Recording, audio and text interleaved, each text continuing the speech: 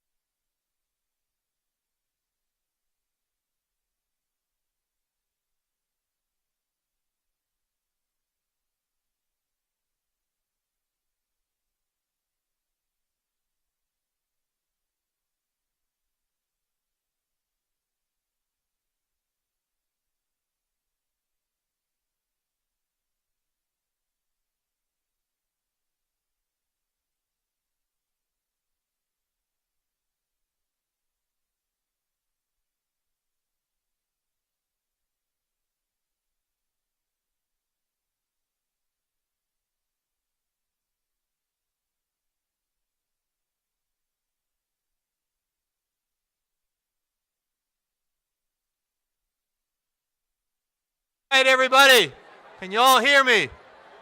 We gotta get you in your seats. We don't want to be falling behind, so please, everybody, take a seat, and we'll be starting in just a moment. Thank you.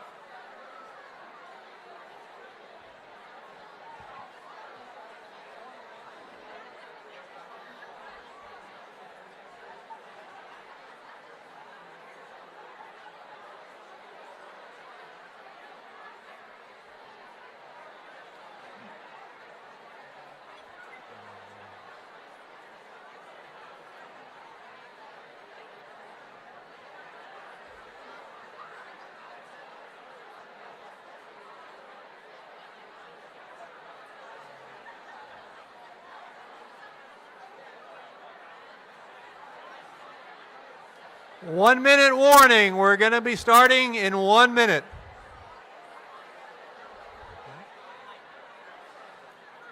Well, that was the quickest 1 minute in history. Good morning, everyone.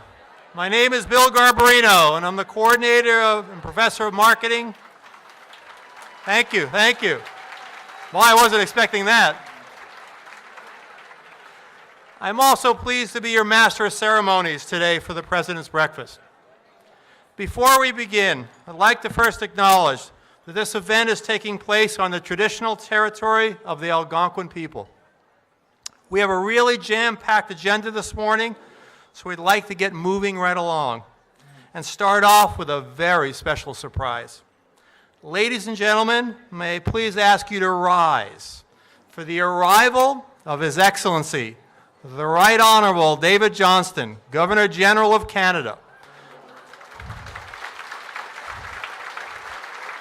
Accompanied by Dr. Clara Boudreau, Chief Herald of Canada, Dr. Sammy Khalid, Saguenay Herald, Canadian Heraldic Authority, Peter Nadeau, Chair of the Board of Governors, President Cheryl Jensen, and the Students Association President Victoria Ventura.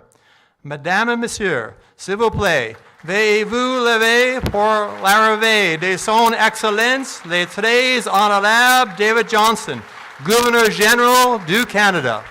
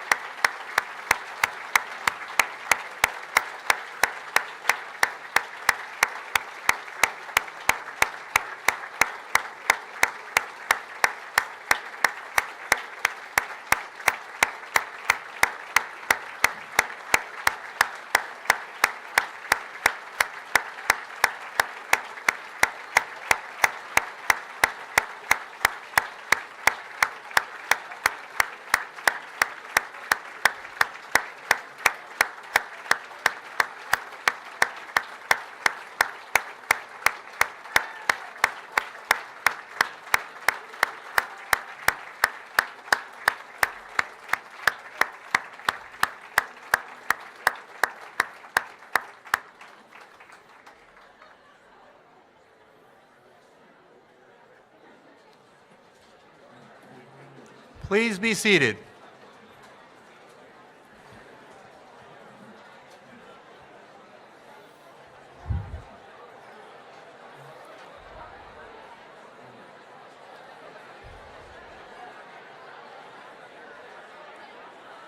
Your Excellency, on behalf of the college, welcome.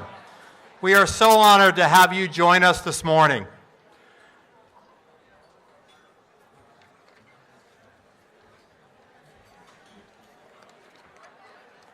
At this point, I'd like to invite Ron McLester, Executive Director and Special Advisor to the President on Indigenous Initiatives, to the stage for a Thanksgiving address. Ron?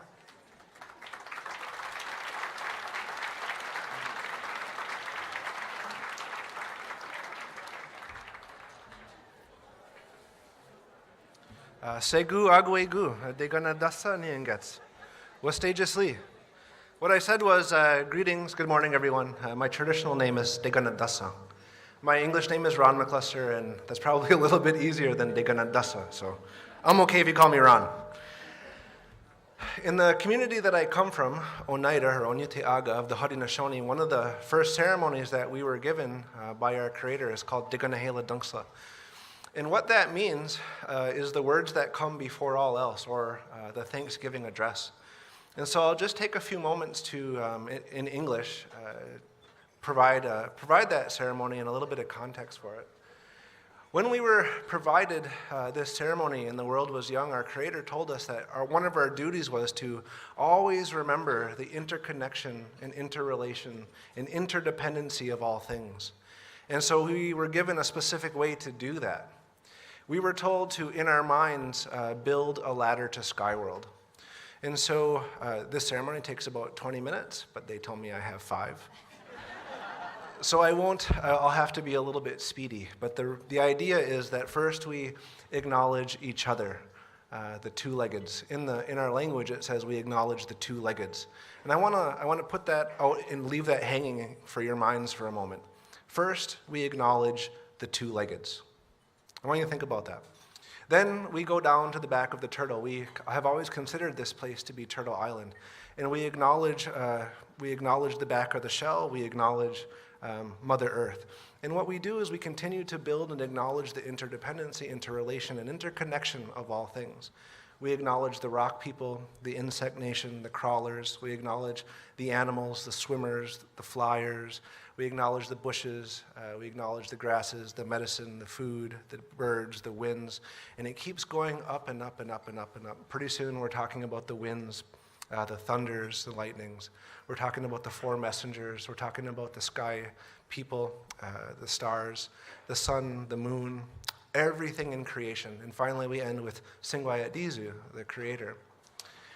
And when we do that, we acknowledge the different levels of leadership between those layers. So for instance, the strawberry, is a leader of the berries. The maple tree is a leader of the trees. The deer, the white-tailed deer is a leader of the animals, etc. And we acknowledge all of their sacred responsibilities within creation. And so we do that to humble ourselves, to remind ourselves that we are all connected, we are all related, we are all one from many. I started by saying that we acknowledged first the two-leggeds.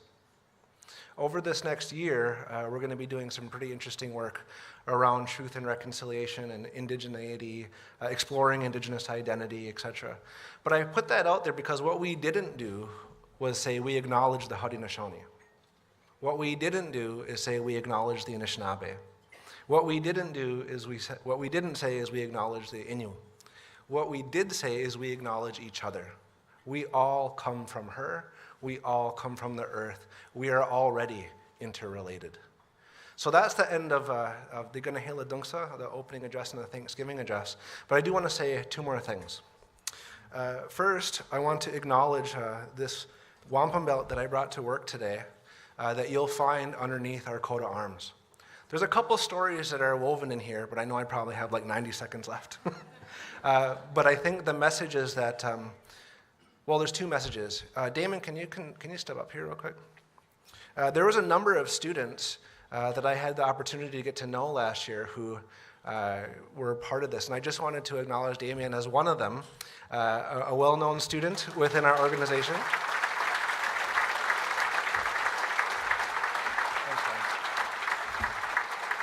He, along with about 5 or 6 others, came together and decided that we'd put our minds around what kind of message, what kind of iconography, what kind of symbology we wanted to put forward to include in a coat of arms.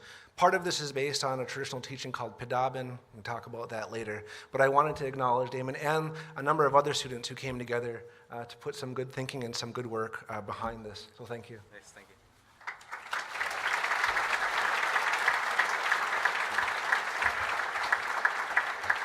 The last thing I want to say is that I went home, I had a really good opportunity to go home to my home territory in Oneida, Wisconsin last week. Yes, I'm technically an American. At least that's what my passport says. Actually, I consider myself to be Haudenosaunee. My point being that I got to feel some social, cultural angst in the States. If you've paid attention to the news, you know what I'm talking about. On CBC on the way in here this morning, I heard the same thing. My point being that as summer is ending, harvest time is beginning, and school is starting over again, we are once again able to acknowledge our connections with each other. We are under the influence, of course, of our surroundings and some of the angst that exists out in the world. But in this place, in this special organization, we have a chance and an opportunity to make a difference. And that's exactly what we're going to do. We are going to borrow from the past. We are going to look to our future, and we're going to make a difference today. And that's what this belt talks about. Thank you so much, Yongo.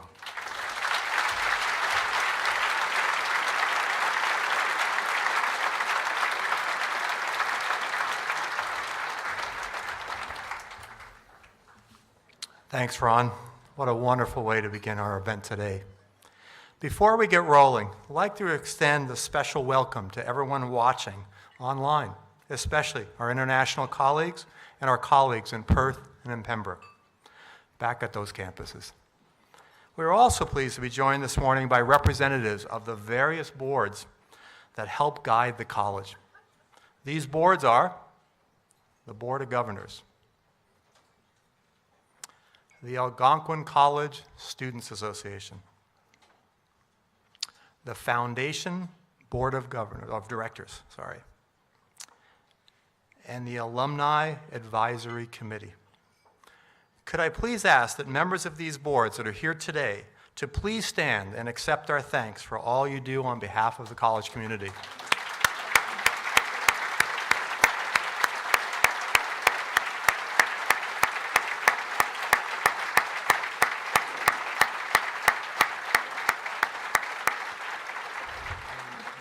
Thank you.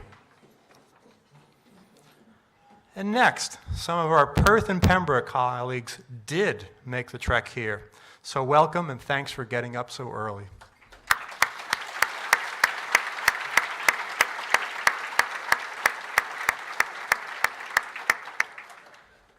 We'd also like to take a moment to recognize a special guest that has joined us today. He is our own city councilor, Rick Shirelli. Is Rick here? No? Well, let's applaud him anyway. Thank you for taking the time out of your busy schedules to be here today. And one more note before we move on. If you want to join in the festivities on Twitter, here is the hashtag for today's event. It's hashtag ACBreakfast. Tweet us on what you're thinking throughout the morning. Okay, so now I'd like to ask our president, Cheryl Jensen, to please come up and keep this agenda moving. Cheryl?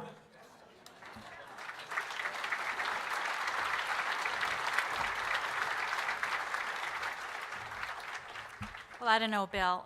Me, keep the agenda moving? That's a challenge. Welcome, everyone. It's so good to see you here. I would like to acknowledge, and you know that's important to Algonquin, that we are gathering today on the unceded territory of the Algonquin people. This is indeed a very, very special day for us here at Algonquin. We're getting ready to start another academic year.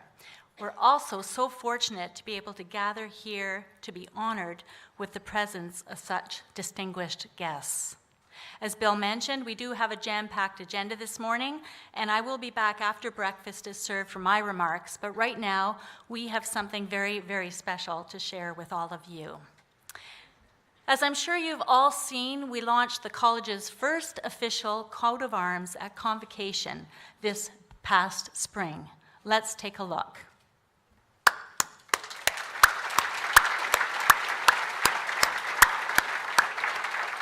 The creation of the coat of arms was one of the several legacy projects we've been working on in the celebration of our 50th anniversary.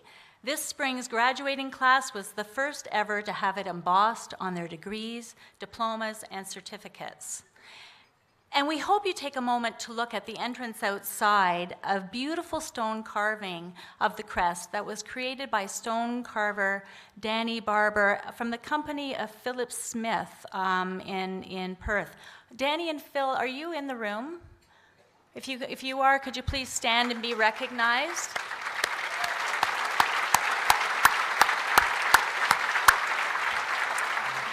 Philip is one of our distinguished alumni, and we're so proud of what you do. So there are very many elements to a coat of arms, and although you may have seen them on our screens across the campus, I'd like to take just a moment to show a very short video which explains the various components of the arms. Let's roll the clip.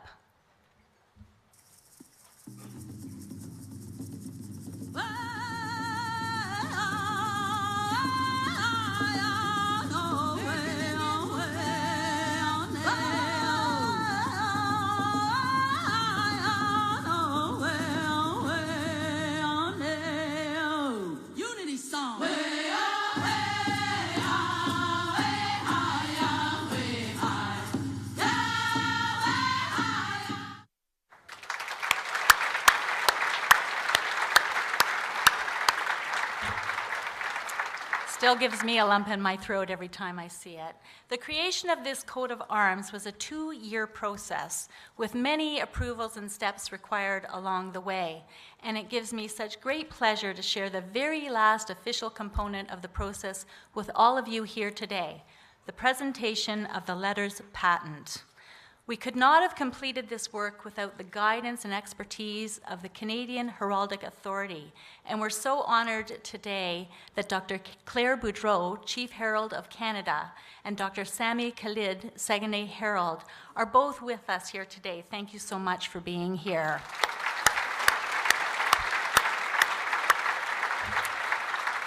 At this time, I would like to invite Dr. Khalid to the stage to explain and present the letters patent. Ladies and gentlemen, it's my great pleasure to introduce to you Dr. Sami Khalid, Saguenay Herald at the Canadian Heraldic Authority.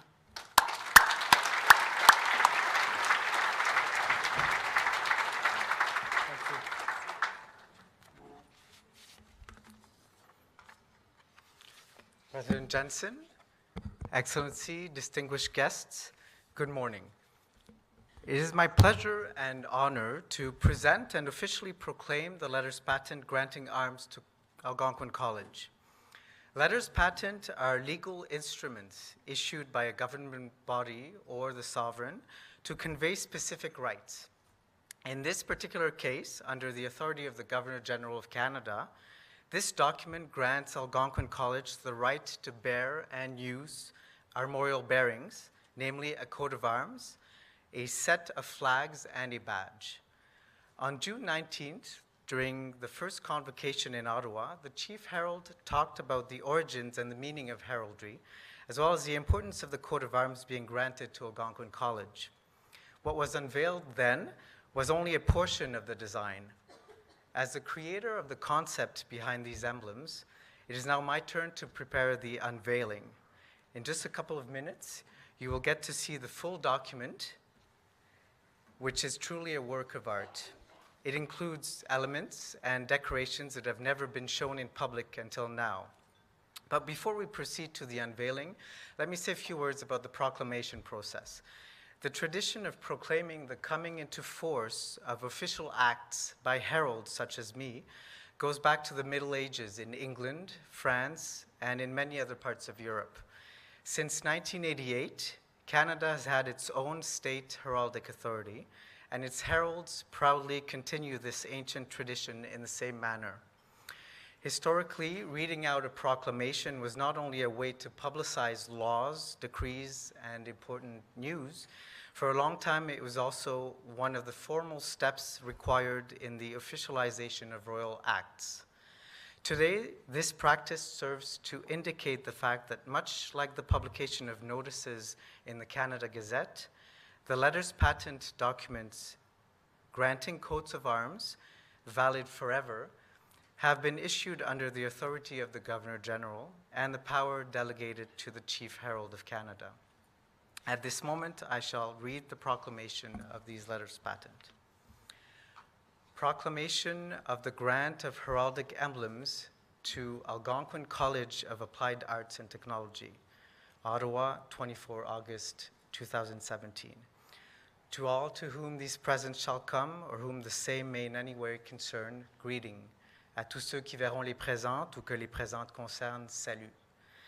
Whereas in 1988, by royal letters patent of Her Majesty the Queen of Canada, the Governor-General of Canada received the authority to grant armorial bearings as part of the National Honors System.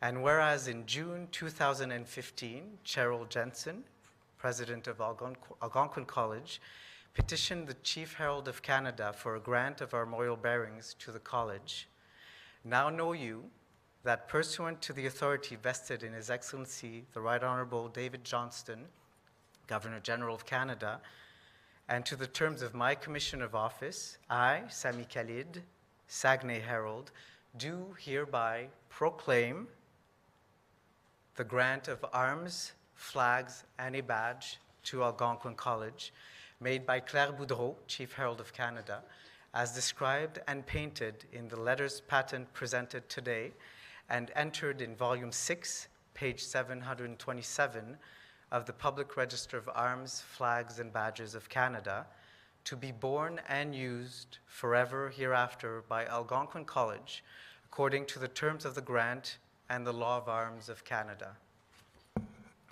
These letters patent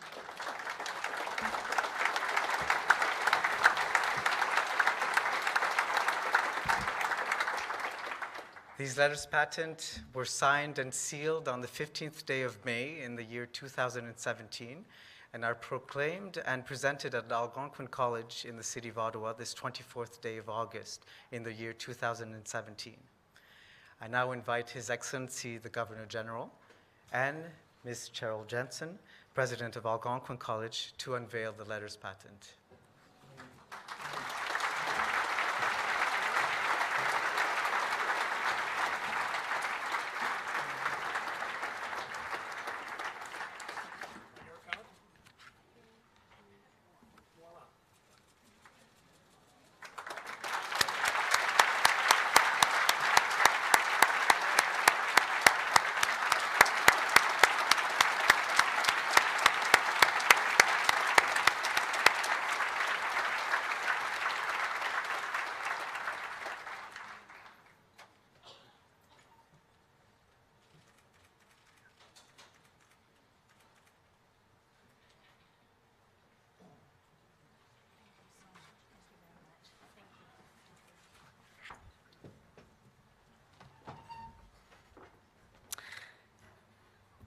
Well, that was very, very special. A very, very exciting day, and I'm so glad that we could share this, all of us here today and online, together to witness this historic event. It's now my pleasure to call upon the Right Honorable David Johnston, Governor-General of Canada, to say a few words.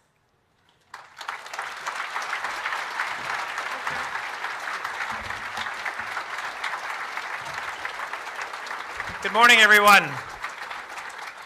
Let me begin by acknowledging that we are gathering on the traditional territory of the Algonquin people, and thank you for inviting me to this annual President's Breakfast. I'm so taken by this wonderful coat of arms and the statement beneath: caring, learning, integrity, respect. And I love the video. Did you catch the fact that the wolves were dancing? Did you get that? So that's the kind of subtitle for your coat of arms: Dancing with Wolves. And when you think of that, you think of the joy and the energy that comes from dancing with wolves. So when I think of Algonquin, I'll think of a place where we come, and that's where we do Dancing with Wolves.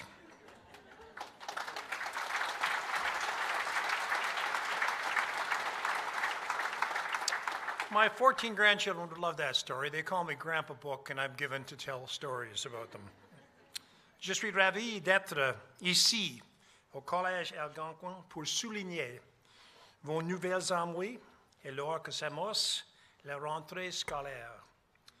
One of the many wonderful aspects of being Governor General comes in serving as head of the Canadian Heraldic Authority, which has as its motto, Honoranta Patriam Honorantes, meaning, let those who honor their country be honored. And so, for the past 50 years, Algonquin College has indeed honored Canada through its relentless dedication to education, to learning, and to helping us build a smarter, more caring nation. And both adjectives are key: smarter, more caring. And today's breakfast celebrates that achievement while looking ahead to the next 5 years, and so bravo to you all. The new coat of arms speaks to the college's past, present, and future. Its motto, to repeat it: caring, learning, integrity, and respect. Your core values here at Algonquin, and values which are essential to any learning institution today. Les Amaury servent à nous rappeler les valeurs fondamentales lors des moments difficiles et nous servent de point de repère en période de changement. Coat of arms can serve as a reminder of core values in difficult or challenging times, and as a guiding light in times of change. And as is so often the case, it brings my mind to some timeless lines from Shakespeare. You will know them, many of you will know them. Let me just lead into them by saying it's from Hamlet, and it is the fool speaking.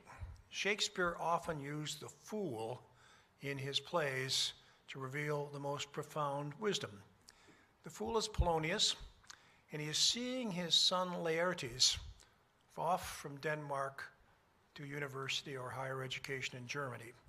At about the same age of those of you students who are here are entering your first year at Algonquin College. And this is the advice that Polonius gave to Laertes. He said, "This above all, to thine own self be true, and it must follow as the night the day. Thou canst not then be false to any man. To thine own self be true, your own values, values that are captured so well in this coat of arms." And so this institution aspires to empower people and to be learner-driven, innovative, connected, sustainable. And one way you will do that is by staying true to thine own self, to those values of caring, learning, integrity, and respect. And it's very interesting, you know, when you face challenges or difficult problems that seem to be very cloudy and hazy, the fog of war. If you reflect back on values, very often the choices become fairly simple. It doesn't seem to be a great problem after all. It's those values that provide the guidance and the light. So I encourage all of you to think deeply about what this coat of arms symbolizes, including the wampum belt that Ron spoke about a moment ago, which represents the college's past and future, and a shared, keyword shared, understanding and direction. The coat of arms was created over a period of 2 years. Important things take time, with the input of many people. They include officials and the student population of Algonquin College, under the leadership of Ron McClester, the college's Aboriginal Education Council, its Aboriginal Student Center, as well as the Kitigan Zibi, Anishinabeg, and the Algonquins of Pikwakanagan First Nation. Colleagues at the Canadian Heraldic Authority, including Saguenay Herald, Sammy Khaled, who led the creative process. Ces nouvelles armoiries sont la représentation soigneusement étudiée de ce que vous êtes et du Collège Algonquin. Elles sont l'expression de votre identité. This coat of arms is a statement of your identity. In a rapidly changing world, this is no small thing. The 150th anniversary of Confederation and the 50th anniversary of Algonquin College are opportune occasions for us to ask ourselves, what do we live for? And what do we value above all? Well, the answers are in this emblem. Je vous remercie de votre engagement envers l'intégrité et le respect. I thank all of you who contributed energy and ideas to this coat of arms and this 50th anniversary celebration. And let me just leave you with 2 quotes. This morning as I was coming in, I was working on a speech I have to give on Saturday, and it was a bit of a challenge to people, and I leave it with you. Quoting from 2 of my favorite authors. One is Edmund Burke, who said, the most likely way for evil to succeed in our world is for good people to do nothing. And then from George Bernard Shaw, a lovely couplet. Some people see things as they are and wonder why. We dream of things that ought to be and ask why not? Why not? Merci.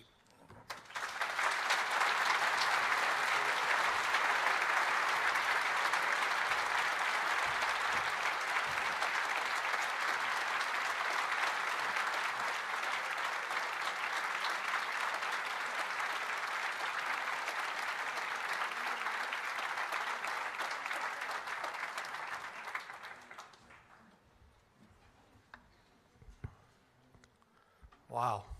I told you we've got a jam-packed agenda today.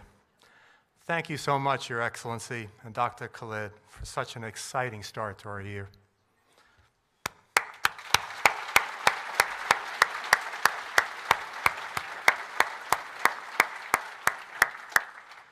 As you can well imagine, the Governor General is a very busy man, and as such has to leave for another commitment.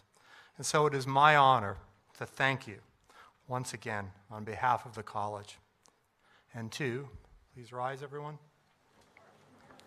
Departure.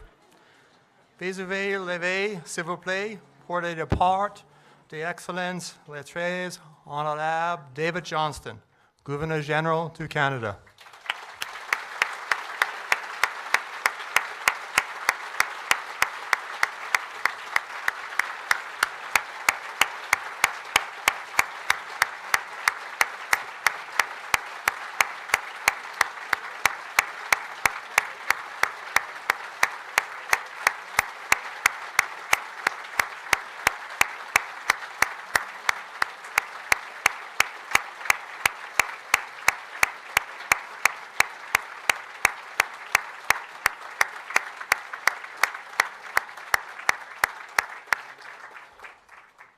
Please be seated.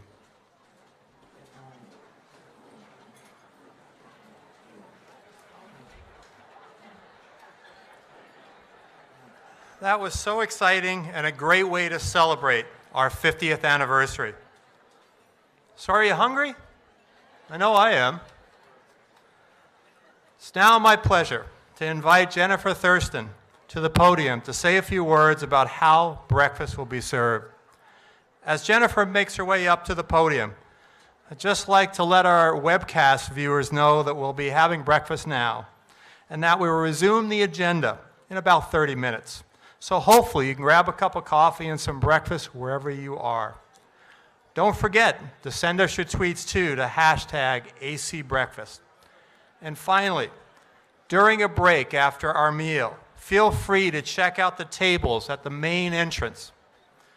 All right, where you're going to find information about the 50th anniversary, Algonquin Reads, the Ontario Colleges Marketing Competition, the AC Innovation Fund, all right, Sustainable Algonquin, what else we got here, and some important info from ITS. And by the way, thanks to all those who brought donations for the SA food cupboard this morning. Oh, and you may have also wanted to go out to the J building and as well assign a piece of insulation board that will be embedded into the walls of the new building forever. Okay, ladies and gentlemen, here's Jennifer.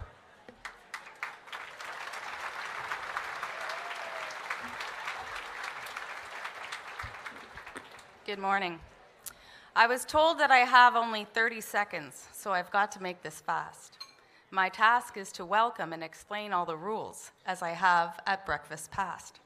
Please stay in your seats till I invite you all up. It shouldn't take too long.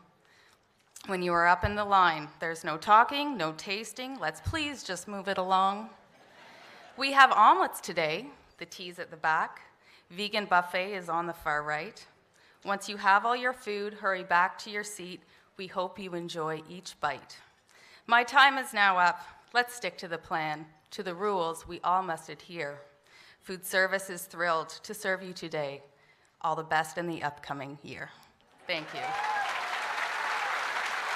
One more quick note, it didn't make it to the poem because it didn't rhyme, but if you have any food intolerance, you can make your way to the far right. Thank you.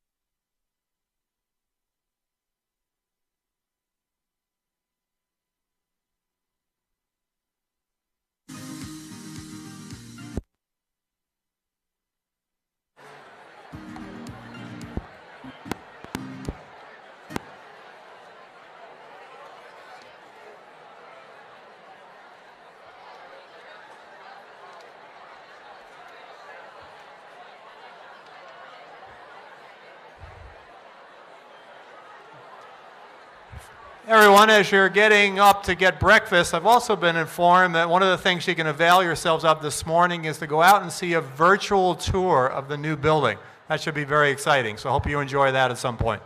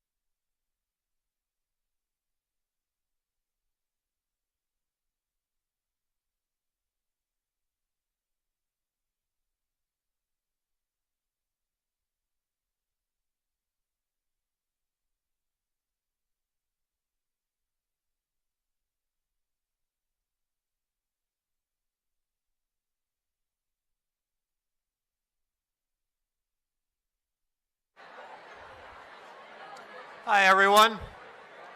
Just want to give you a 5-minute warning so you can get any coffee refills and get back to your tables and get settled in, because we're going to resume our agenda in about 5 minutes' time. Thank you.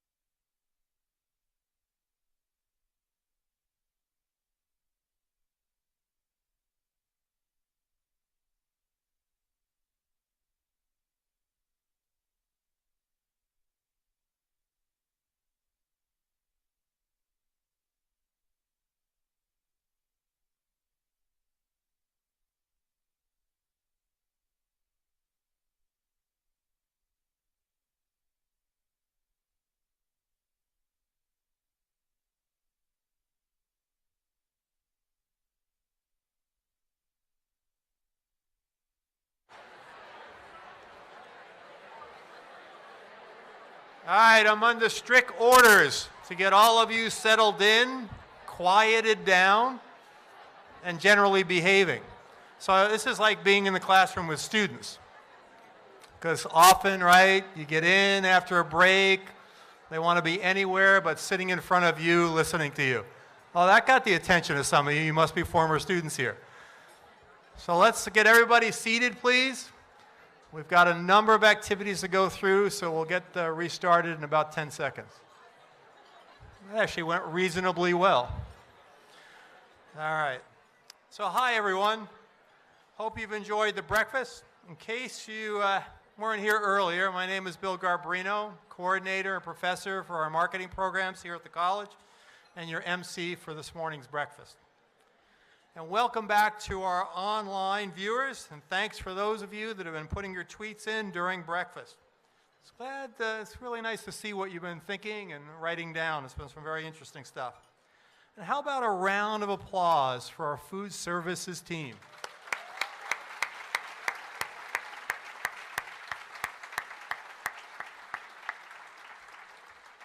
Thank you so much for a great breakfast again this year. And just on a quick side note, I said to Jennifer that if I ever have the opportunity to MC something again in the future, I need a poem. Because I felt very inadequate after Jennifer did that. So Jennifer, thank you very much, because she signed up for that. She said whenever that is. Okay? As most of you know, this breakfast is an annual event that marks the end of the summer and the beginning of a new academic year starting this year on September 5th. On your tables, hold on, I had to find it, okay, is the handy AC Day 1 reference guide. So I hope everybody takes a peek at it. It highlights all the key activities happening for Ottawa students on Tuesday, September 5th.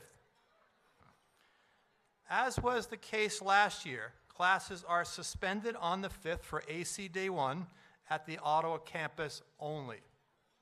It is so exciting, and I'm amazed at all the work that goes in the preparation for AC Day 1 and the programming to ensure that the students feel welcome and are prepared for success as they begin their studies at Algonquin.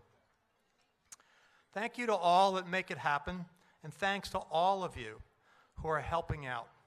If you have any questions or want more info, check out my AC or the orientation site, which is orientation.algonquincollege.com. And speaking about helping out, we want to play a short video with some messages from some of our students who are that really show just how important your help is and perhaps the key to the success. So really keep the noise down and let's cue the video, please.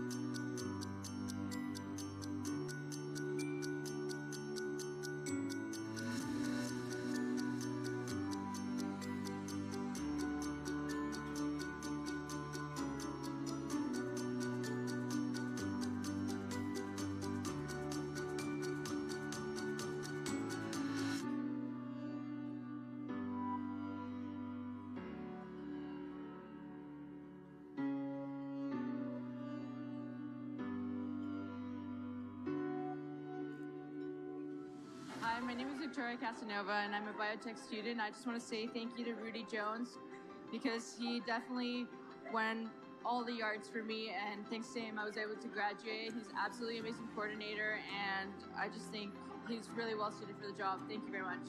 Hey gang, our key to success while we were here at Algonquin Perth Heritage Campus was Debbie McConkey. Brilliant professor, lovely person, amazing human being. We just wanted to thank all of our professors and letting us know how to read all the words and, of course, make sure that we're not removing roots.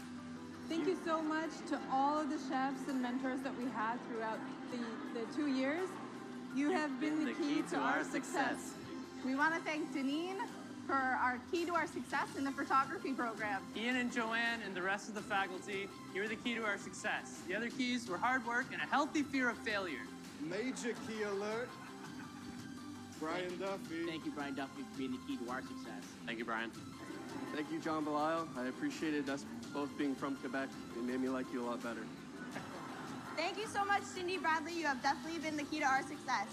Thanks, Cindy. And Shelley and Corinne, you have been the key to my success. Thank you.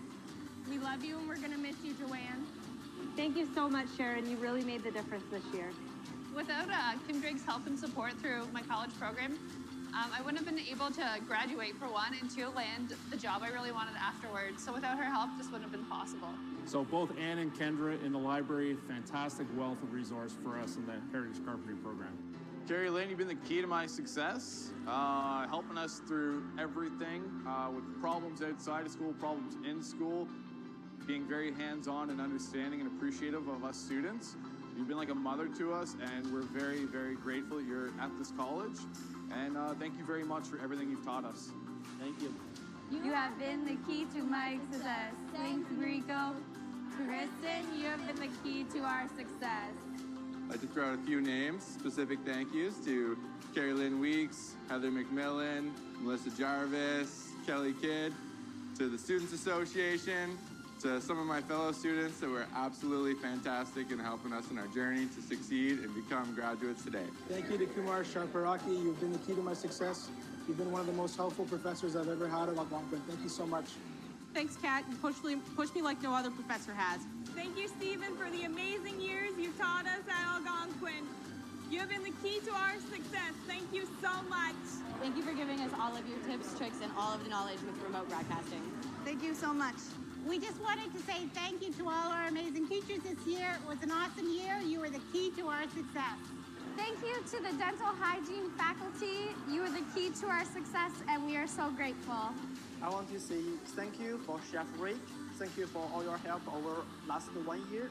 And you are the key of my success. Pete, John, you have been the key to our success. Thanks for everything. I couldn't have done it without you.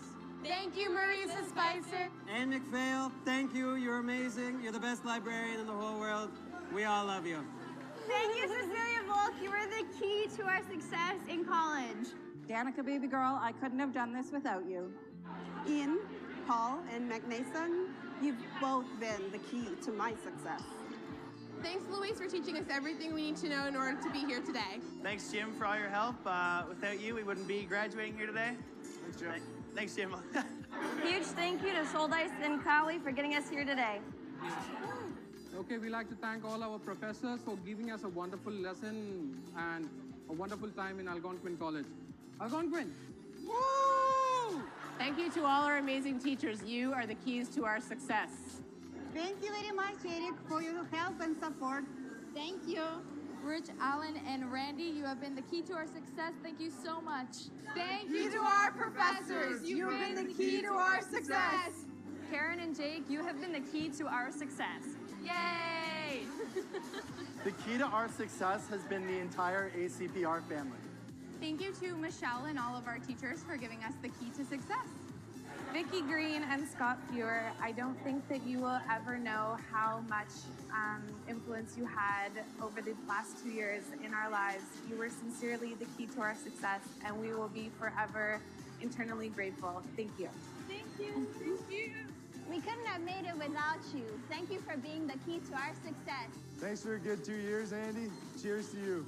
I just wanted to say a big thank you to my professor, Todd Kelly, for really persuading me to achieve greater success and helping me with my studies. You're amazing. Thank you so much. Thank you, Carl. You're the key to our success. Thank you, RCM professors. The key to our success was our favorite prof, Mike Wood, and we just want to tell him to always check his door before he tries to leave in the morning. April, you're the key to my success. Thank you to the faculty of CJS. You have been the key to my success.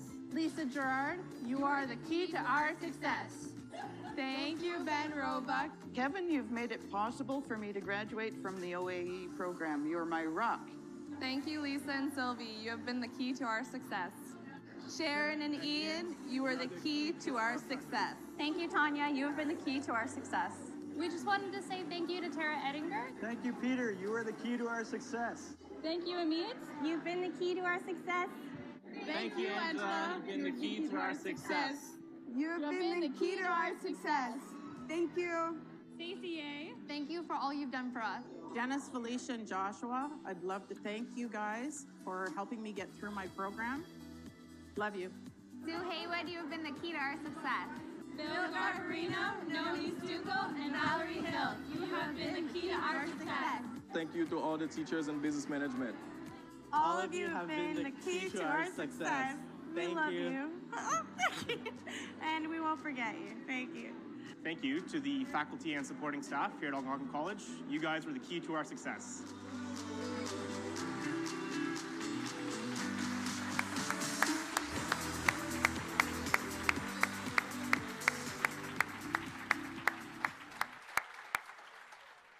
Well, if that doesn't make you feel good and motivated for the start of the year, I don't think anything's going to. What a nice recognition from our students. So it's now time to move on to the focus of this morning's breakfast. At this time, it is my pleasure to introduce our president, Cheryl Jensen, to the stage. Cheryl.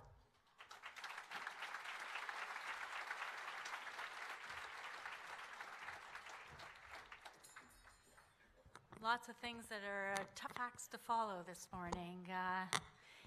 I could say thank you for everything you did last year, but how could I say it as well as the students did at graduation? Every single one of you here at Algonquin, faculty, support staff, whatever your role, that just showed how important you are to our students. And I love the shout out to our Student Association because we're a lucky college to have such a wonderful association. So, absolutely.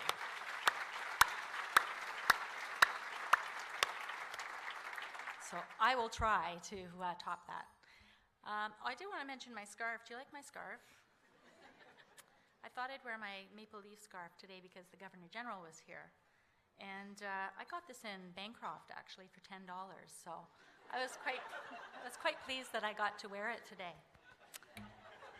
I'm a scarf person, as you might have guessed. Yeah.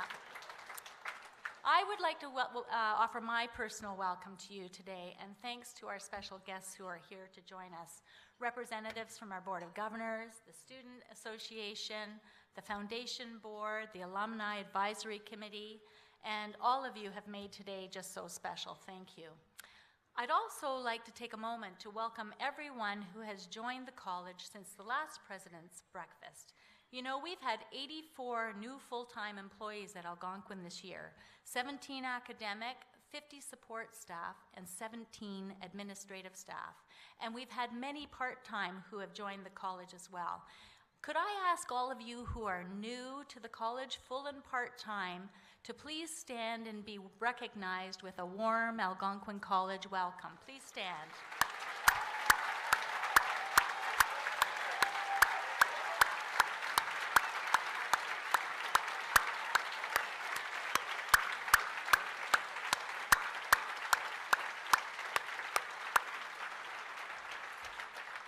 So glad to have you here. We don't do this breakfast every week, but you know, it's a pretty special day.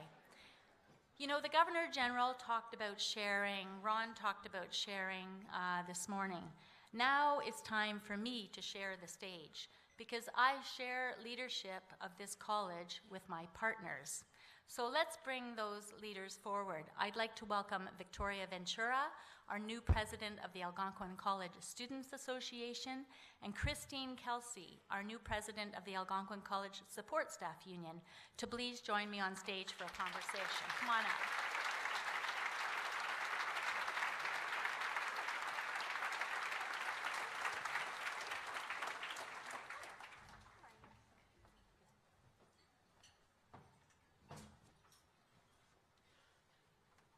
It's my time to pretend I'm a bit of a reporter. I'm not really good at it, but I like it. So we are jam-packed, but we wanted to spend a few minutes this morning with Victoria and with Christine and just talk about a few of their top priorities for this academic year. It's always good for us all to hear directly from the leaders what our priorities are. So Christine, welcome to your role. And I thought I would start. You don't have to touch anything, apparently. We just do this. So okay, great. I'll turn it over to you just to say some of your priorities for this year. Okay, thanks, Cheryl. Hello, everyone. I am Christine Kelsey. If you don't know me, I am the new sports staff president of the Union Local. Our two main priorities, I think, this year. The first one is we want to make sure that we keep our jobs with Algonquin. We think that we don't want to contract out our positions outside the college. We call that privatization in the union world, and it's also one of OPSU's priorities this year. And so we're following suit. A good example is we want to work very hard with our partners in student support services to keep our nurses and our medical admin staff in the new healthy living initiative that's starting. So we want to make sure that our nurses they do a wonderful job, and we think that we get very good value from our support staff, and our support staff work tirelessly for the college, and they care about our students, and I don't think you can get any better service from outside the college than you can with our current support staff.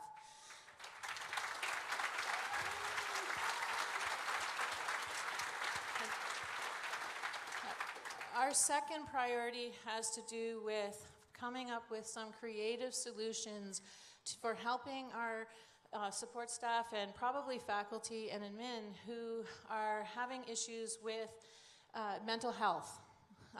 It has been a struggle, and I think we need to reset our strategies on that. The old ways of working and trying to help people with mental health issues are not working. It is something I have been working very hard for in my time in the union. And I can tell you that there are people who are working for us who are suffering. And there are probably some pretty easy things we could do, but we just need to be more creative about the way we're solving those problems. And so I want to work really hard with the administration here at the college and with all of you to find solutions that are free or cheap to help people who have mental illnesses thrive here at the college, because I think that's what we need. Thank you. One more. I want to give one more plug. I just want to remind everybody that on August 29th, we're having a contract extension vote. Please vote. On our union boards is the voting information, or you can come and contact me personally. And there are such things as mail-in ballots for this, so if you're not going to be on campus, come and see me. And managers, please allow your support staff to leave during work time to spend a few minutes voting. That's my favor I'm asking from you, so that we can make sure everybody's voices are heard. Thank you, Christine.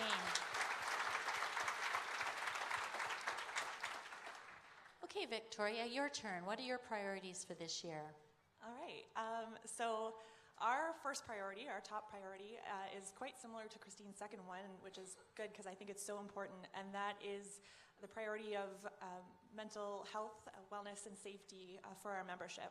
Last year, we heard time and time over and over again from students how much a reading week or a study break in each of their semesters would really, really benefit their mental health in a positive way. So that's certainly going to be an initiative that we continue to pursue this year. We also intend to conduct a full audit of the mental health support services offered on all 3 of our campuses and consult with students to see where the gaps may be. We also wish to play an active role in the new sexual assault and harm reduction program, see how we can help out in that way. And finally, for this first priority, you may have heard of the Athletics Recreation Complex project that's been going on for a while, so we intend to pursue that because certainly physical health is just as important and plays a huge role in mental health as well. So that would be our first one. And our second one, we actually have 5 this year, so it's really hard to pick 2, but I guess our second one would be to ensure that technology at Algonquin College remains a facilitator and not a barrier for learning.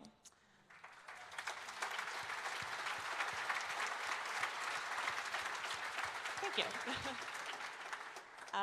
As you may know, the new LMS project is well underway with the RFP closing actually just next week, so that'll be a huge project happening this fall. The board wants to make sure that whatever new LMS system we get, it is reliable and user-friendly, and it actually makes learning and teaching easier. So that's our goal there.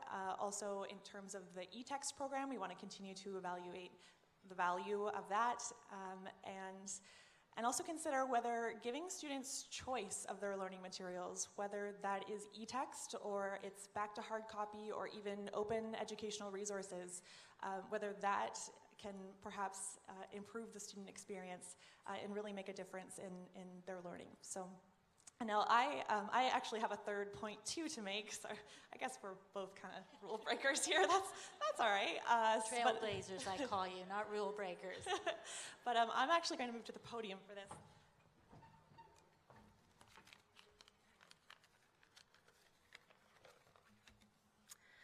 So, the job of the SA Board of Directors is to keep the promise of our organization, which is to create an environment that inspires a passion for student success. Part of this promise is that our college continues as a welcoming, inclusive, and safe community, and according to the SA's own policy, one that welcomes and embraces the unique culture and history of Algonquin College. This is why we believe that it is so important to honor the very people after whom this college was named. Our nation and our college have made public declarations of commitment toward truth and reconciliation and healing with the original peoples and ultimately for all Canadians. But truth and reconciliation cannot be left to the politicians and administrators alone. As Canadians, we have each been called to act. Therefore, as a demonstration of the Students' Association's commitment to truth and reconciliation, it is my honor to announce today that the SA Board of Directors has approved $1 million to ensure that Indigenous architecture, art, and cultural artifacts will be prominently incorporated throughout the IELC and IIE and the adjoining courtyard.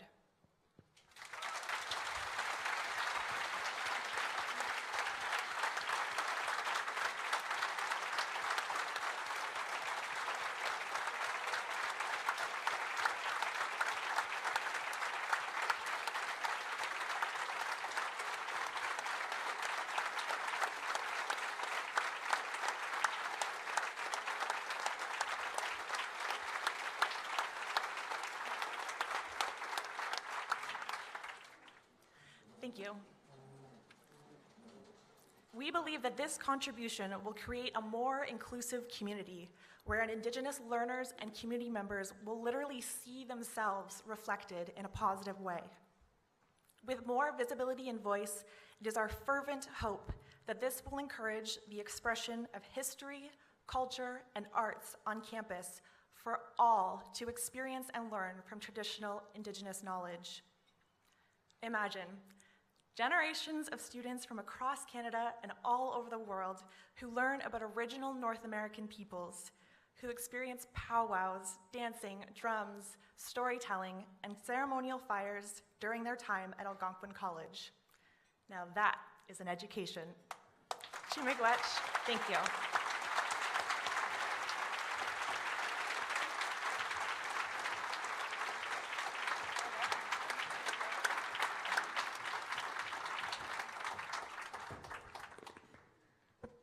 Another tough act to follow.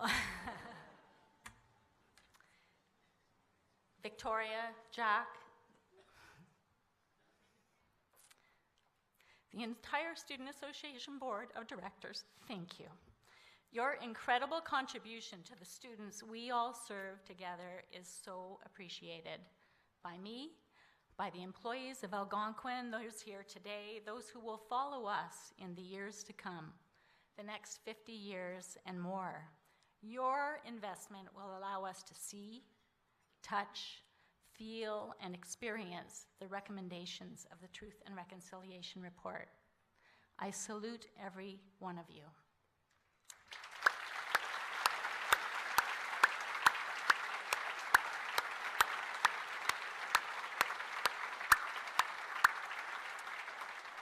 And Christine, thank you for joining us. I look forward to continuing the good work with you that John Hanson, now happily retired, started to improve employee relations at Algonquin.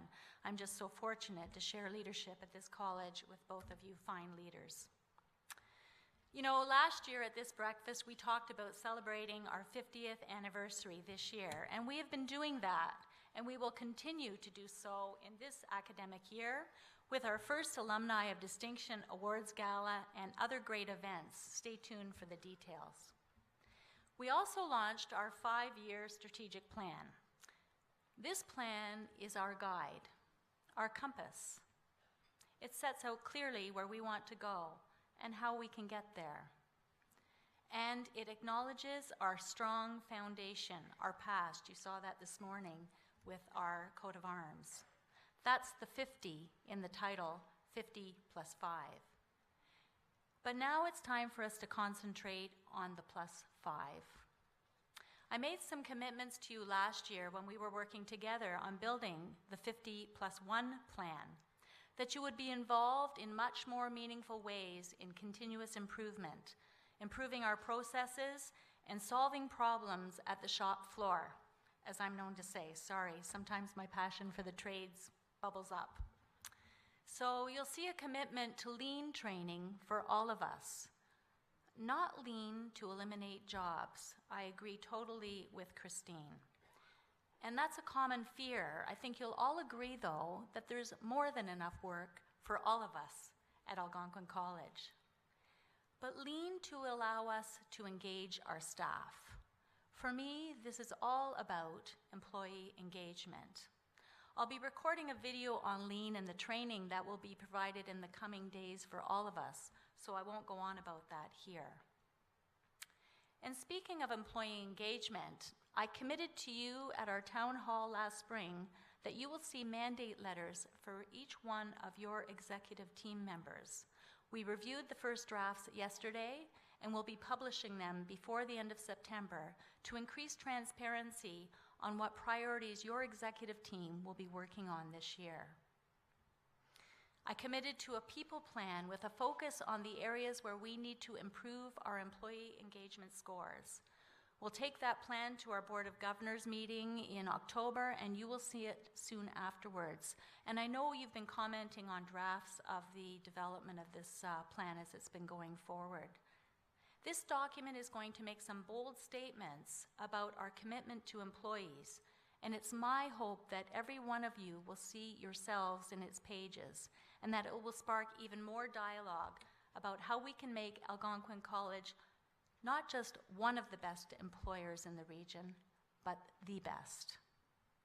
I committed to you 360 evaluations on your executive team members, and that's going to happen in this academic year. We'll be developing our learner-driven plan. That's our joint academic and student services plan, and you're going to be asked very soon in the coming months to help us in the development of that plan.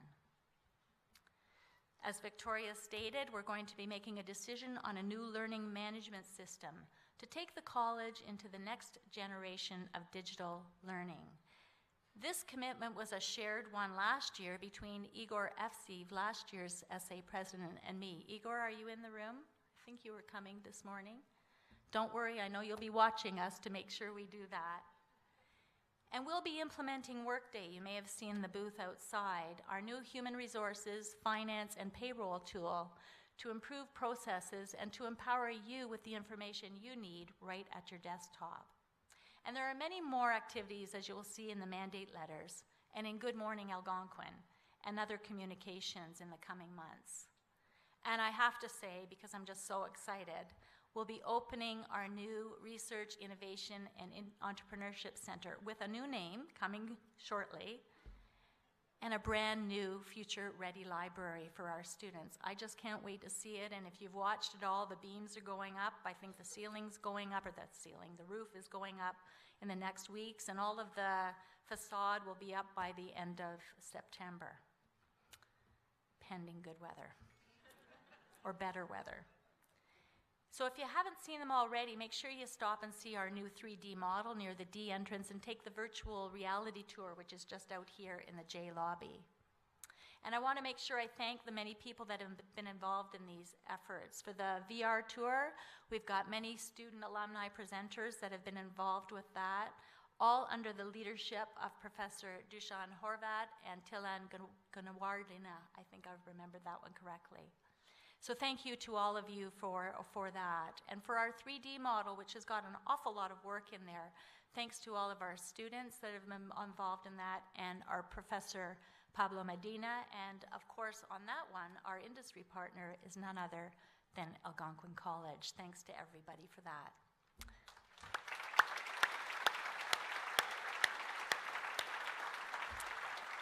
So I think you'll agree with me, we've built a very solid plan, and there's still lots to do.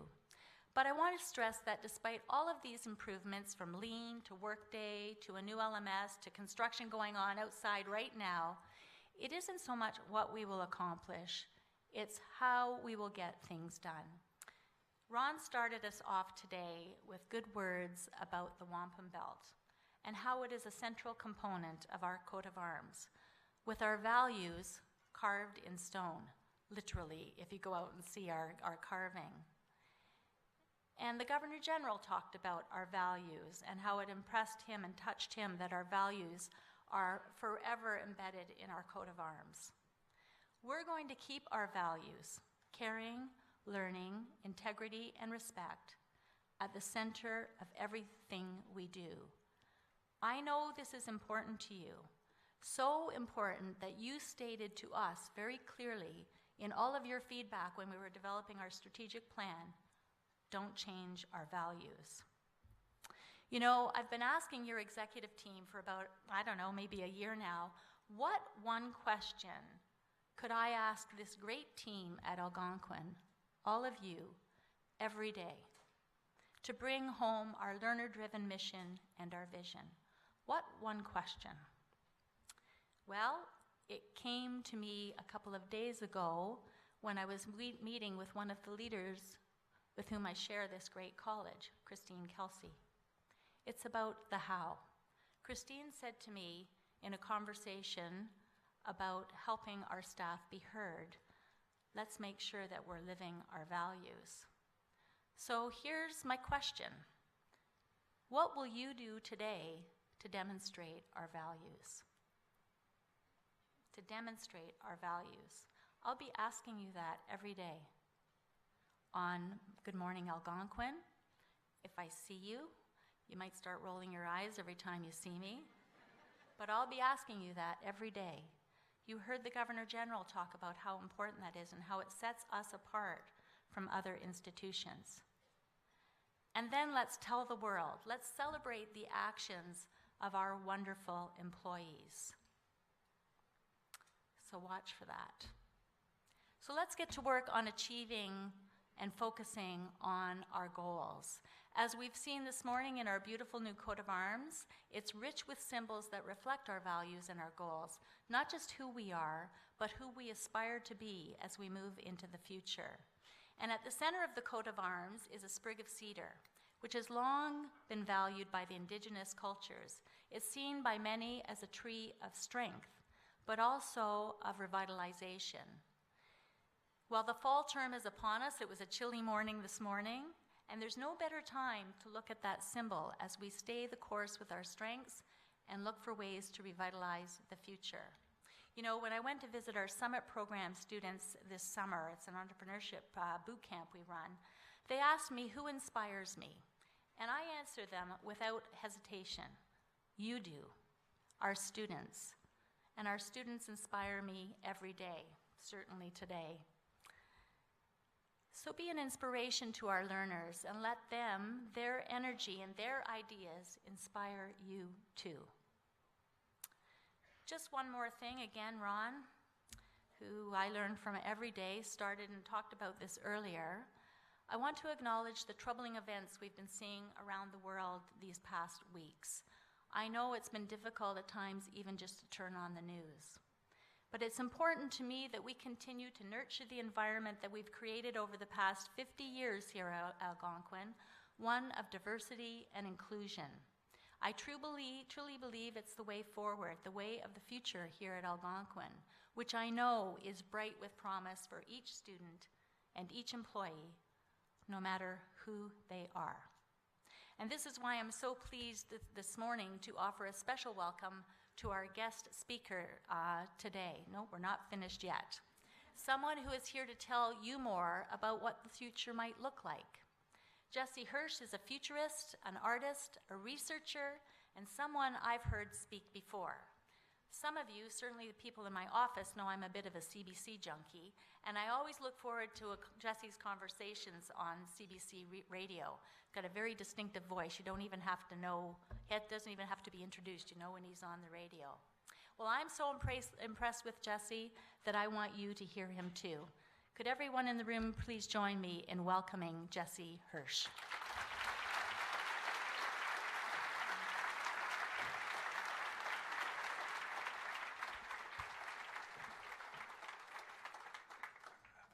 The primary impact of technology has been to change our relationship with authority.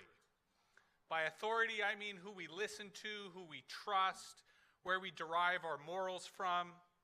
What used to be institutional authority has now become cognitive authority. A great example to illustrate this is to look at our media. Whether it's 50 years ago or even 20 years ago, the only people who would be quoted in the Globe and Mail or who would appear in CBC radio were institutional authorities. Presidents, executive directors, ministers. The logic being that because they had already been vetted by an institution and been invested with that trust, it was therefore okay to put them on the stage of the media and give them a powerful voice.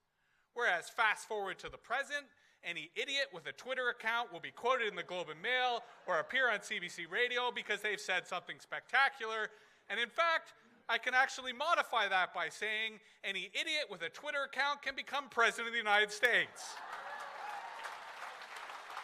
No professional experience necessary. In fact, one's relationship with reality doesn't really matter. And it speaks to this idea of signal to noise, that our society is so inundated by noise that anyone who provides a signal has an opportunity to become a cognitive authority. Take YouTube, for example. YouTube, on the one hand, is perhaps one of the largest schools currently operating, but it's also a dynamic knowledge marketplace in that anyone can go to YouTube, share their knowledge with the world. If they command a large enough audience, Google will send them a check automatically as they start to build their cognitive authority. Now, teachers are interesting because teachers represent how institutional authorities and cognitive authorities are not mutually exclusive. Because on the one hand, a teacher has been invested with institutional authority. It's part of the power of the institution, here the college. But on the other hand, the teacher has to have a kind of cognitive authority in that the way they communicate with their students determines whether those students pay attention or not. Because the other dynamic of our society is we now have a third authority, which I will call algorithmic authority, in the form of Google, in the form of other types of algorithms, whether Facebook or otherwise, that speaks to how every single student who enters into the classroom brings with them a supercomputer in their pocket that gives them access to all the world's knowledge at their fingertips. So it's created a dynamic and competitive environment in the classroom in which at any moment that student can go and consult an additional authority to see how that compares to your cognitive and institutional authority. And in fact, I feel that artificial intelligence, or AI, is the most important public policy issue of our current era, and it's playing out in particular in the classroom and in the schools. But I actually don't like the word artificial intelligence, and I want to take a few moments to dispel some of the myths of AI, because it does feel as if our society is looking into the future and perhaps making some wrong assumptions. In particular, I don't think there's anything such as artificial intelligence because there's nothing artificial about it. When we talk about AI, really we're talking about humans that are becoming smarter, that are using data and automation to improve their ability to engage with society. And in particular, AI and the other sort of adjacent phrase, big data, is transforming every single sector. There isn't a single part of our society, a single part of our economy that is not currently being transformed by AI, and yet this transformation is saddled with all sorts of myth and all sorts of false assumptions. The number one being that AI will lead to unemployment, that automation will lead to unemployment. And I'm here to tell you that there is no truth to that whatsoever. In fact, there is tons of empirical research that suggests that automation, rather than lead to unemployment, is actually increasing employment. But what automation is doing is it's changing the terms of employment. And in particular, when it comes to education, the number one thing that I would ask you to take away from today, the number one thing that I would ask you to take to your students and your job is to imbue the joy of learning. There are tragically still some people who make the mistake of thinking that learning ends when they graduate. That when they leave school, their learning is behind them and now it's time to apply their knowledge. But I know of no sector, no part of society in which continual learning is the secret to success. So let's go back to this notion of the cognitive authority. There's one way you could interpret a cognitive authority as a subject matter expert. But of course, the President of the United States is a kind of cognitive authority, and there is no subject other than narcissism by which he's an expert.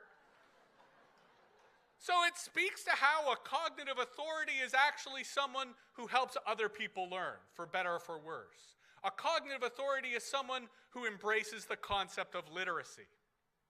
There was a time where I would stand up in front of audiences and declare that the internet does not exist. Computers exist, smartphones exist, computer networks exist, but what is the internet if not a metaphor that we throw all of our hopes for the future and actually is almost a sleight of hand, a distraction from the real and profound political and social change that is happening in our society? Now, granted, it's not easier for me to do that anymore. If I try to argue that the internet doesn't exist, usually someone brings up their phone and points to it and says it's right here. So I've come up with a different definition of the internet. The internet as a great giant learning curve. And the higher up on that learning curve you're able to get, the greater your status in society. Partly because high up on that learning curve you can see more, just like being on a mountain, more of society, i.e. the big picture, starts to make sense to you. But the internet as a learning curve also tends to imply that there's no finish line to the internet. There's no one who could say, okay, I've figured it out, I'm done, what's next? There's always new apps, there's always new services, there's always new platforms. So in fact, to be high up on that internet learning curve means that you have the ability to learn on the fly. That you have the ability to learn things as they emerge, both employing critical thinking, but also as an exercise of literacy. And I personally don't like putting any prefixes in front of the word literacy. I like literacy as its core meaning of pattern recognition, that when you look at letters, you understand what the words mean. When you look at numbers, you understand their value. When you look at 1,000 emails in your inbox, you know exactly which email you need to reply to right now.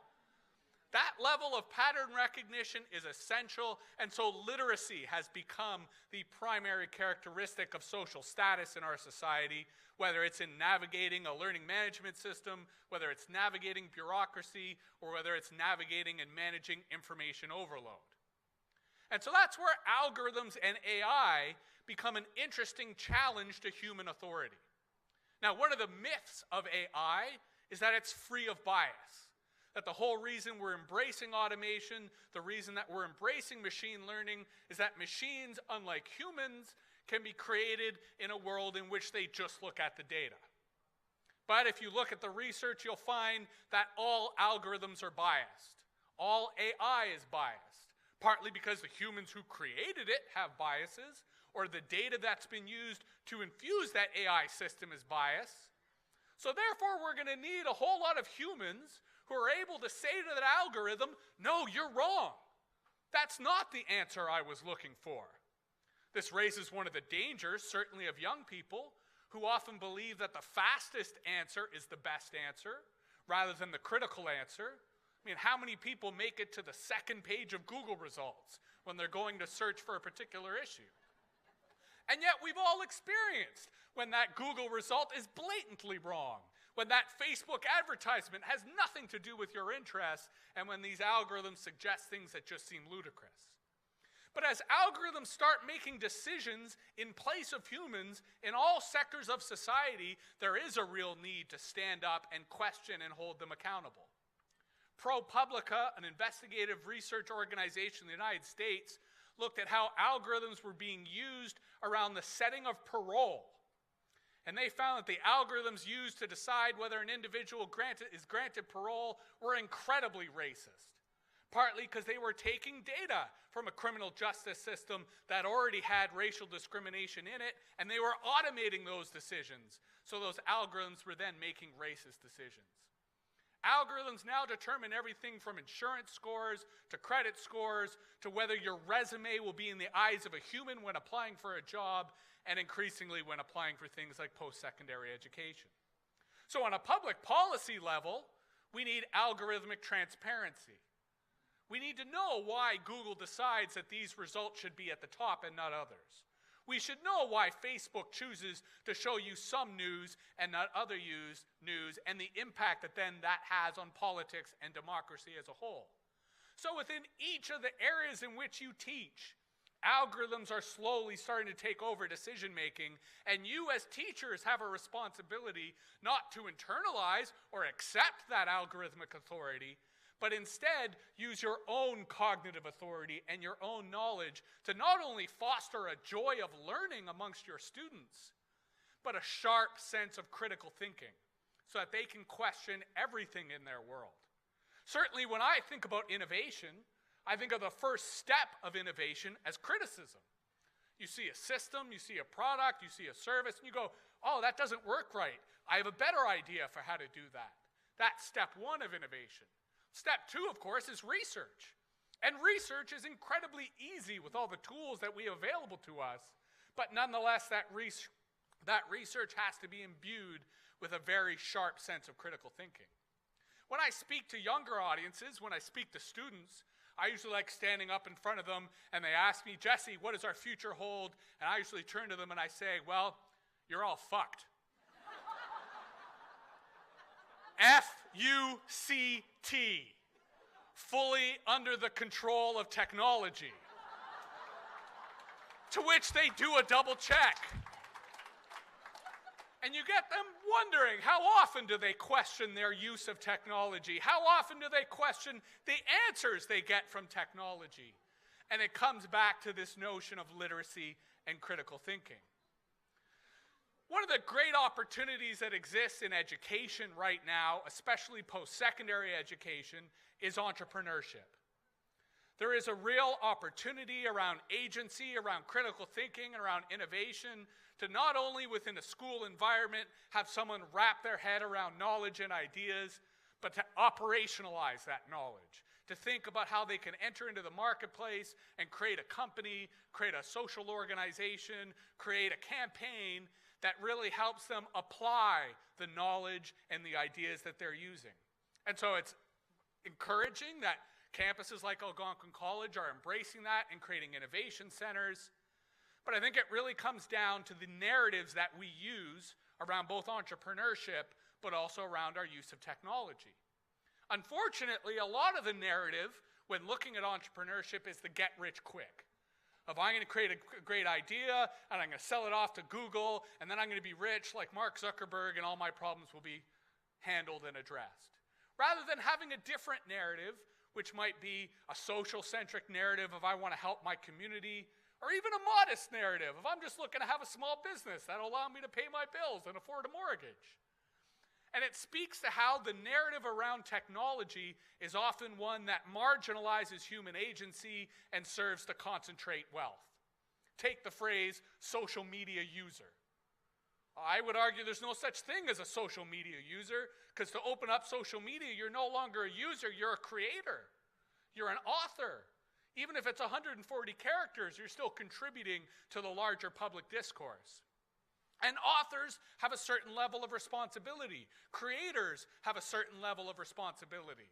So if we phrase it as social media users, well, that's where you see the bystander effect around cyberbullying. or you see people passively watching really negative things happen, rather than if we saw ourselves as creators, if we saw ourselves as citizens, we might be more responsible about what we see and more responsible about what we do. So it's not just the joy of learning, it's not just a sense of literacy, it's a sense of great responsibility. Because we live in an era of incredible power, and yet we act irresponsibly. In fact, the arguably most powerful person in the world is really just a child who acts irresponsibly.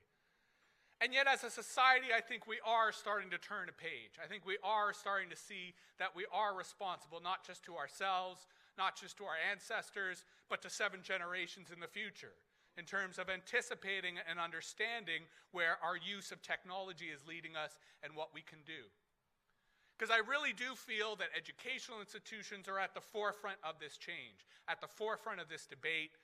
And while on the one hand, I do believe that enrollment will continue to grow, especially as more adults start realizing the role that education can play in their own livelihood and their own opportunities, but because we're also in an era, a renaissance of science and research, where data is creating more opportunities to actually have evidence-based policies rather than ideologically based policies. To go back to this notion of changing authority, in the 20th century, we had demagogues driven by ideology.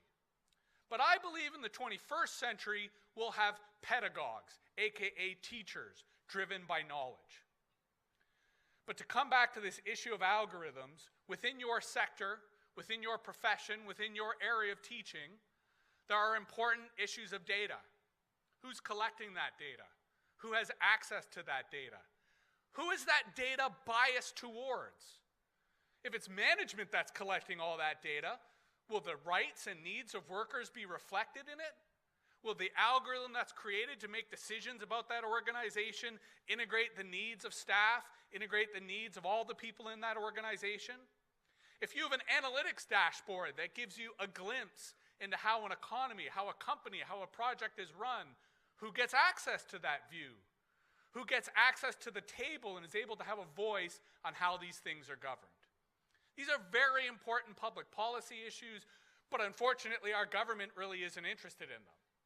Their notion of AI policy is to make it easy for Google and Uber and the other AI companies to set up shop in Canada, but they're not thinking about the entrepreneurial side as to how we can create Canadian companies that are using this technology in responsible ways.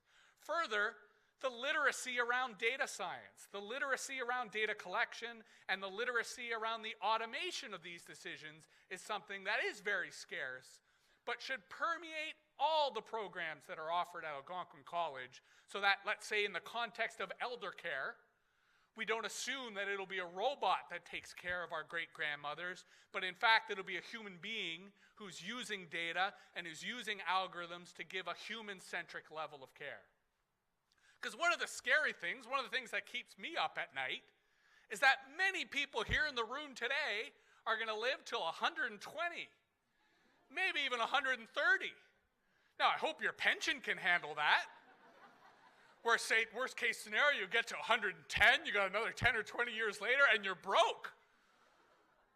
It speaks to a different type of social relationship that we have in society, but also why learning is something that we can never discard.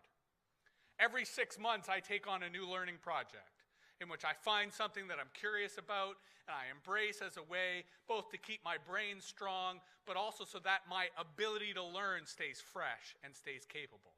I look at the technology that helps that. I look at the learning networks that help that. So I'm constantly thinking on a pedagogical level, how can I improve my mental health? How can I improve my physical health? How can I improve my relationship to the economy as a whole? So there is a real need for that kind of meta view. That on the one hand, you're teaching the subject matter that is relevant today, but on the other hand, you need to hedge and anticipate the way in which your students and the way in which yourself and the sector that you're active in will have to continually learn and continually improve itself and create the types of knowledge networks and learning networks that facilitate that. One of the dangers of technology is the myth that it'll be easy. The myth that that solution will be offered to you and you won't have to actually put in work to figure out how that system works, to bend that system to you. And it speaks to that role of agency, where on the one hand, often we're expected to bend towards the technology, when instead the technology should be bending towards us.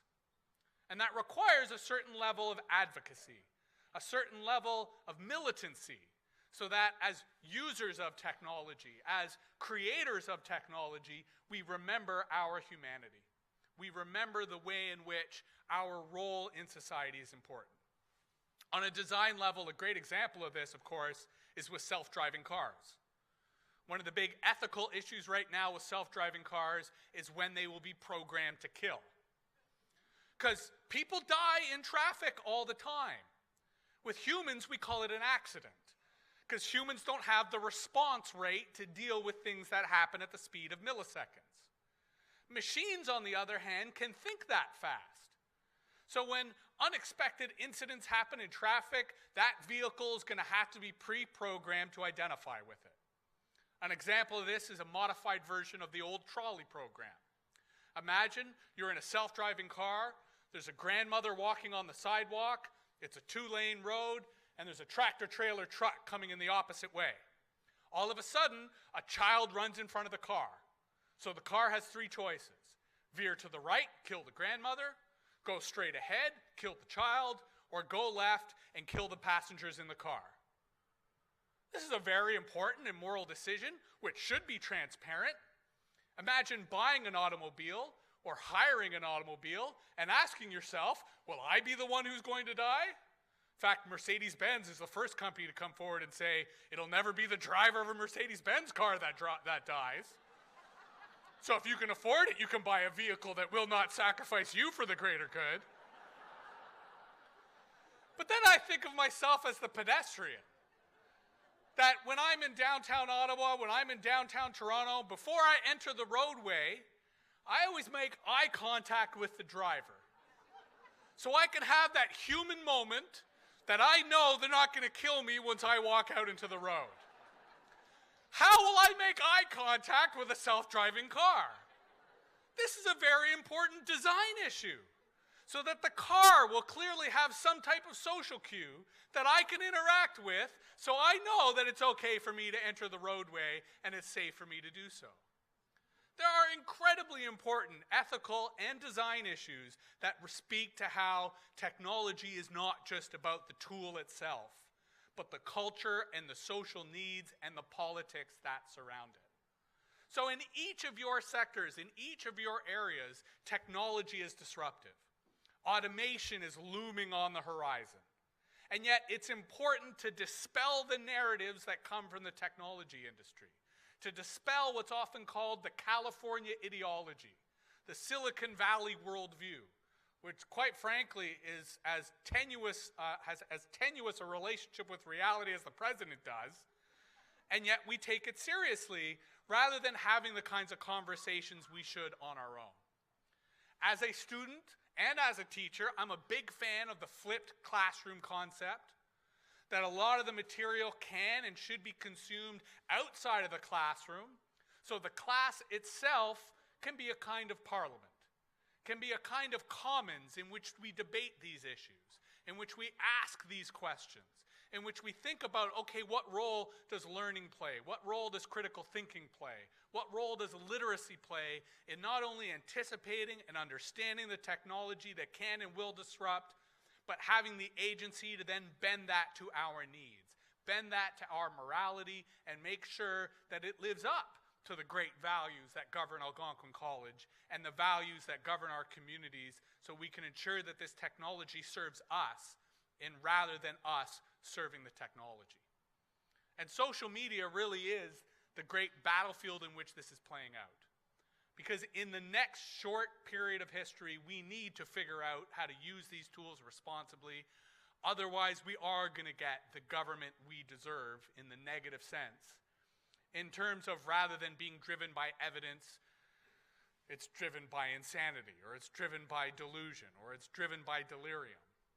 So it's important that within the educational context, we show that kind of leadership we embrace that kind of responsibility, and we stand up to technology in a way that bends it to our needs instead of expecting us to bend to it. And that's where, in concluding, I will warn about the myth of the digital native. There is no such thing as a digital native. Young people do not understand technology intrinsically.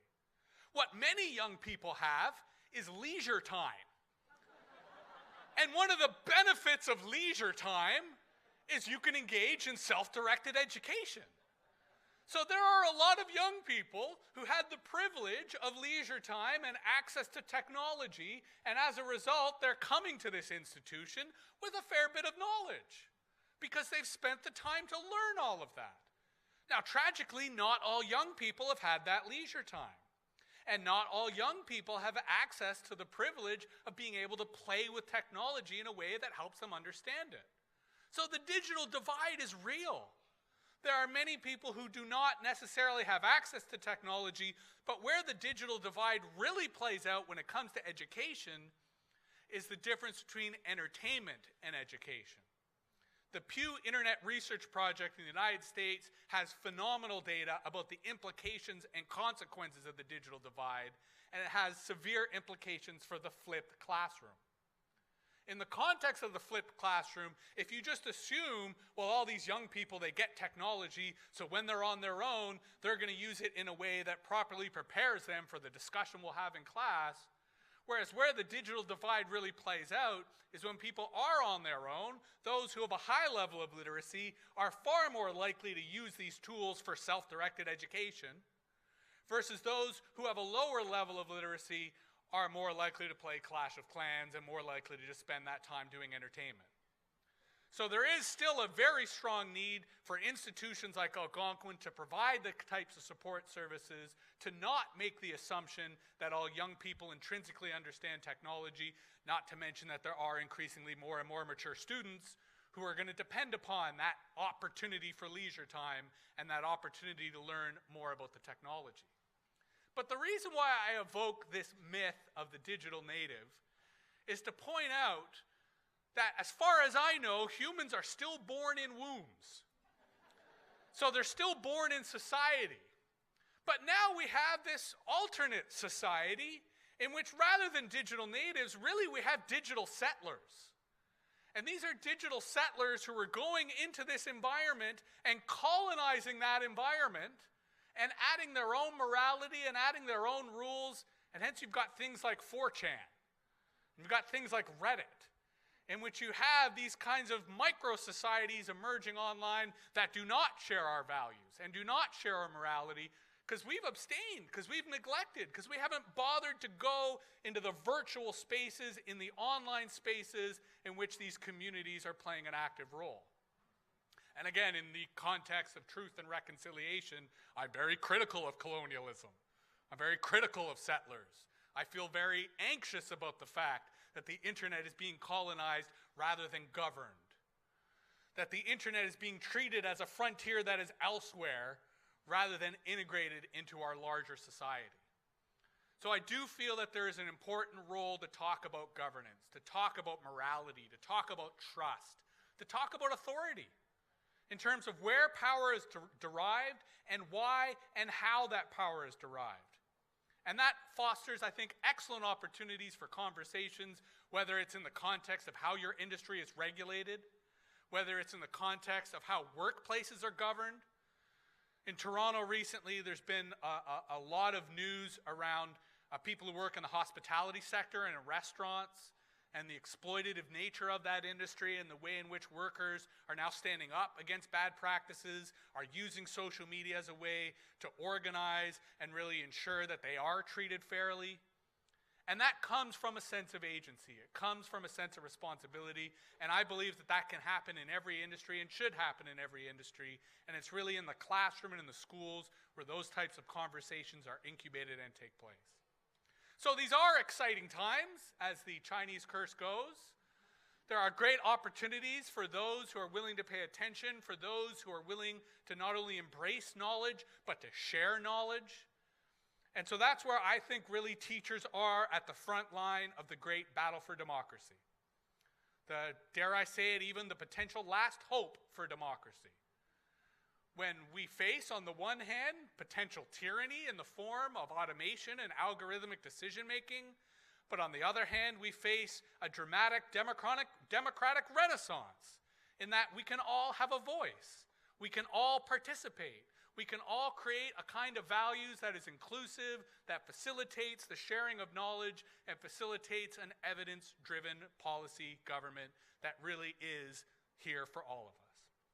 But I think the success or the failure of this will come down to teachers, and will come down to how teachers change the relationship, change the narrative of how we use technology. So instead of younger generations being fucked, F-U-C-T, they will instead be empowered, and empowered in a way that helps them not only transform institutions like Algonquin College, but create new institutions that create new opportunities for people of all ages so that we really can get the benefits of our technology without necessarily suffering some of the costs. Thank you very much.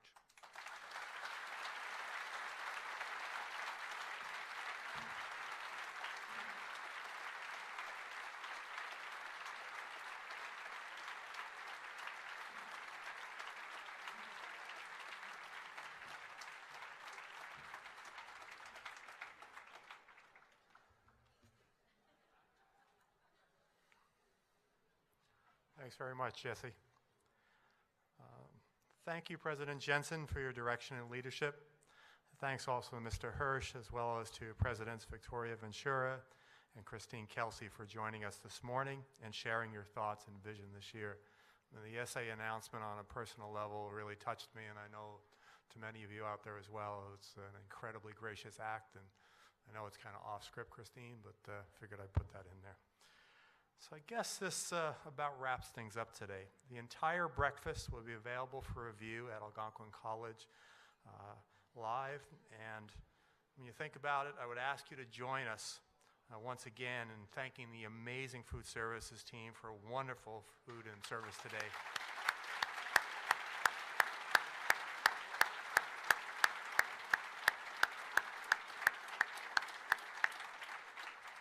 I also want to say a great job to our tech team for providing all the AV, audio, and camera work for this event. You know, way over to go over there, and you guys just did an amazing job at the tech table.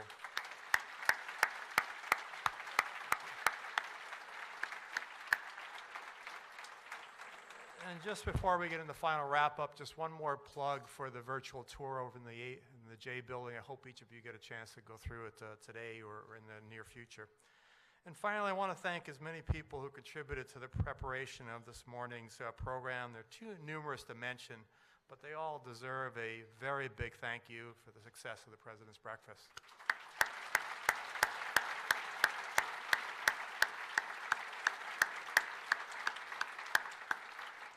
We'll be posting a short evaluation survey on MyAC tomorrow, and really hope that you can spare a minute or two to let us know about your thoughts about today's breakfast. So that's it. On behalf of President Jensen, we'd like to thank you for coming this morning and wish you all the very best for a great academic year. Thank you all.